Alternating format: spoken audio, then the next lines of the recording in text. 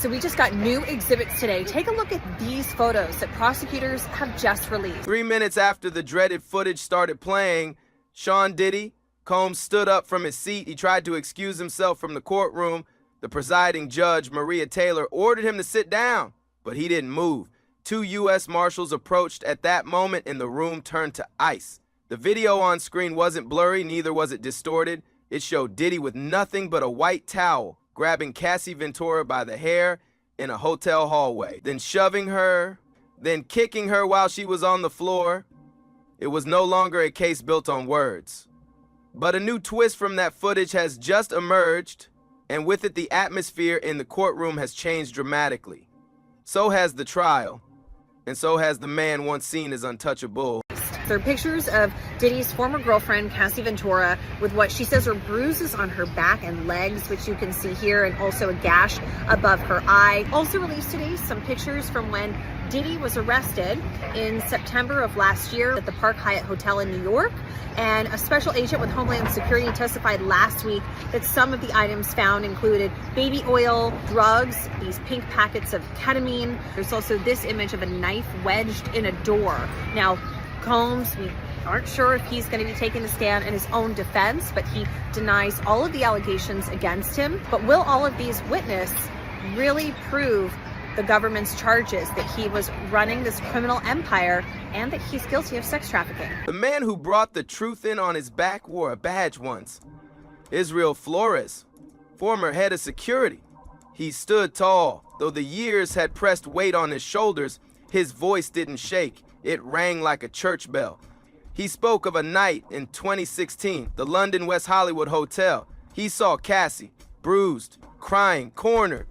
The court leaned in. Now, when Cassie filed her lawsuit back in November, it was filed under what is called the New York Adult Survivors Act. That is a law that created a look-back window for victims of abuse whose alleged incidents happened outside of the statute of limitations. Now, Wolf, since this 2016 video is outside the statute of limitations, the DA in Los Angeles has said that they cannot press charges. So it has created this entire conversation of whether that statute of limitations is benefiting the abuser or the victim. Now, I also want to note, lastly, that you may have noticed that neither Cassie or Diddy mentioned each other in their respective statements about this video. Well, Wolf, that's because Flores described the moment Diddy flung her against the wall, grabbed her by the face, kicked her to the ground. There was blood, there were screams, and there was a camera.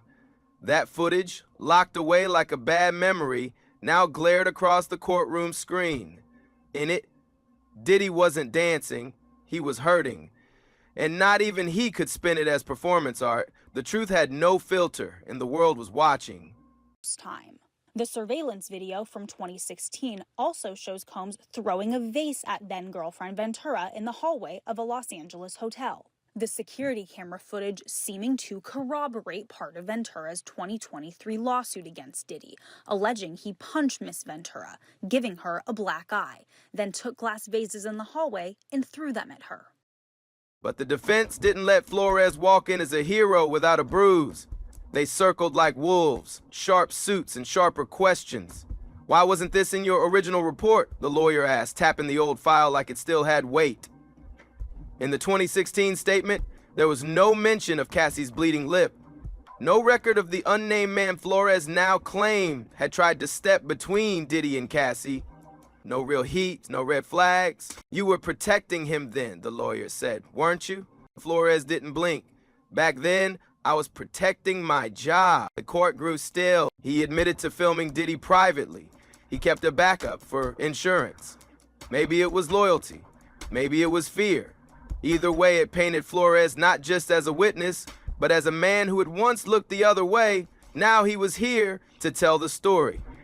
But the stains on his silence were hard to wash off. The footage shown in court was silent, but the reaction in the room was loud.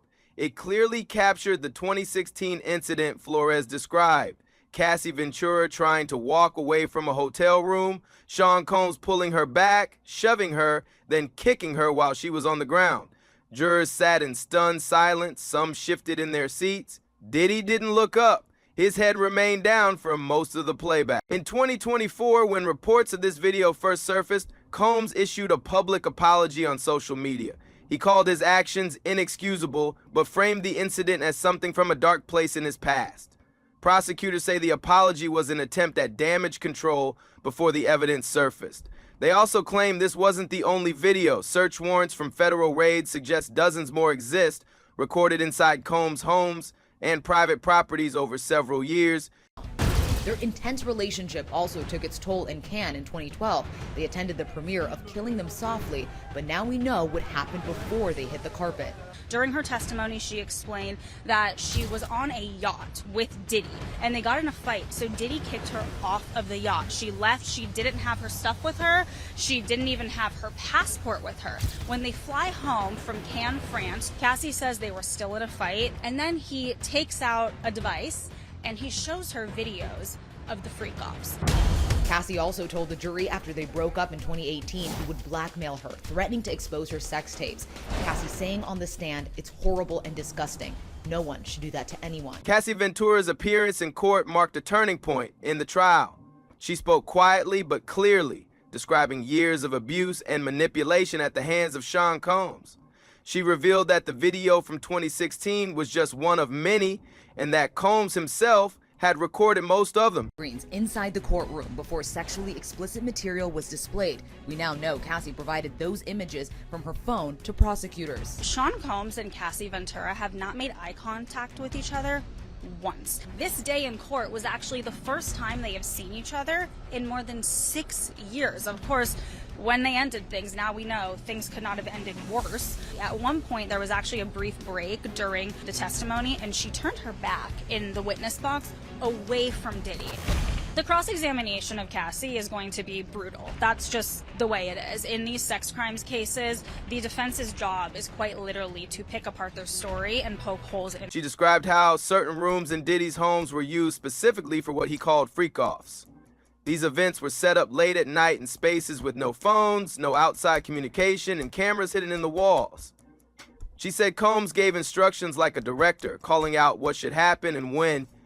According to her, the videos were never made with consent.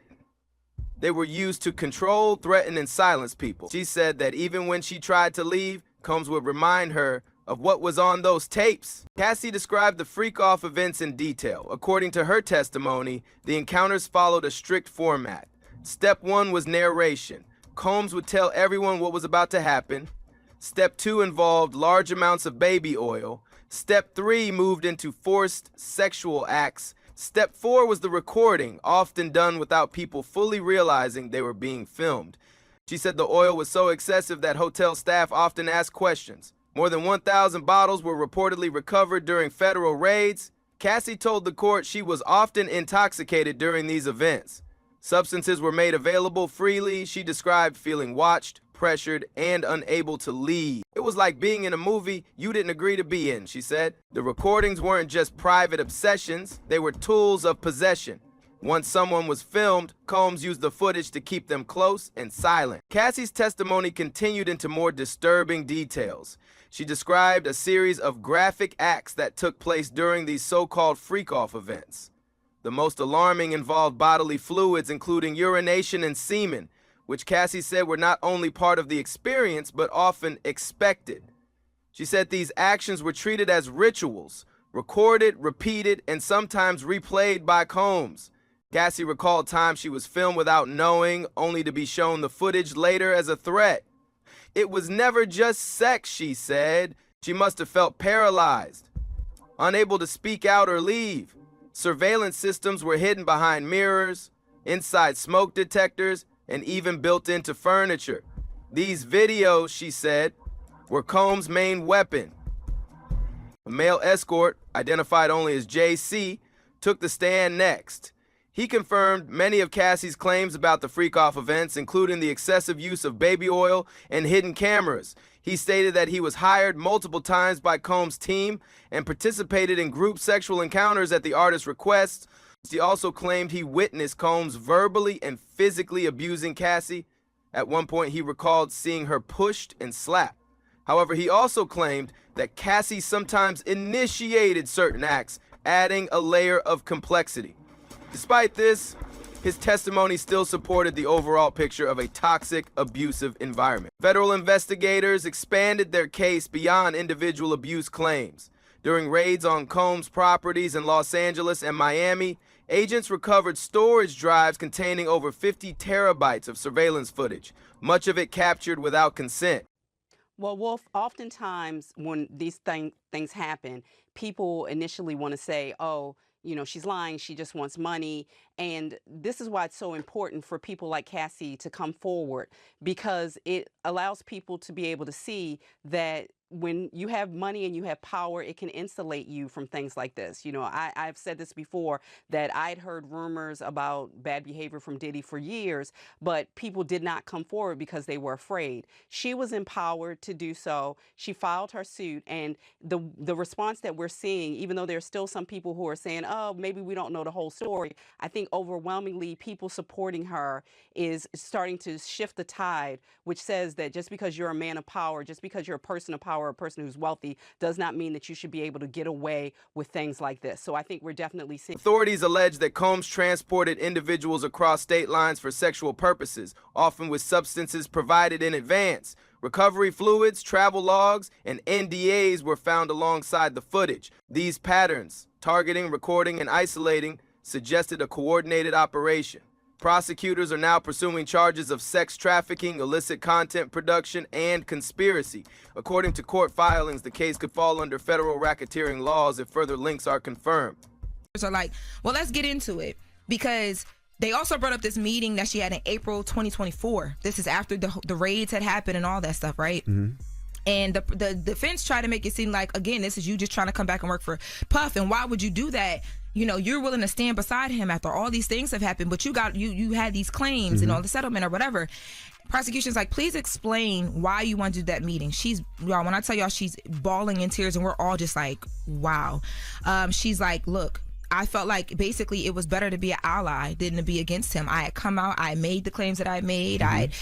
We figured out this settlement. I went through so much since 2012 trying to get my life back. Combs' legal team has continued to argue that every interaction was consensual. In response to Cassie's testimony, they submitted letters and documents allegedly showing friendly communication between the two after the incidents took place.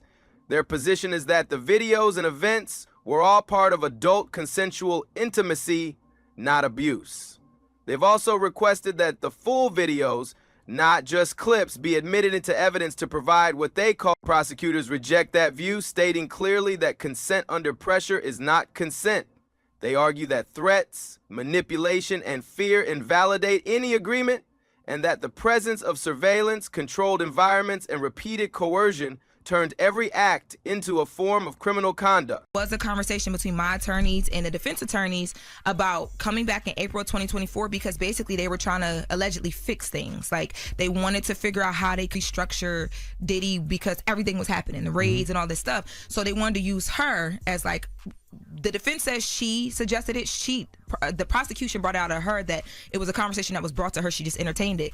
That she would basically be like, I'm the woman who's been here since 2010, 2011, 2012, known him since 2004. Basically, if I'm still here and I'm sitting beside him and I'm running all these things, and I know the original formula, the businesses will still be able to go, but also it's a good look, because all of these. That Cassie's full testimony reshaped public perception. She spoke of a relationship built on control, blackmail, and fear.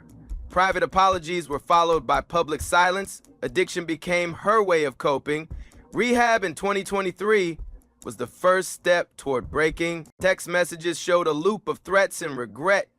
After filing a civil lawsuit, she accepted a $20 million 0-cent settlement.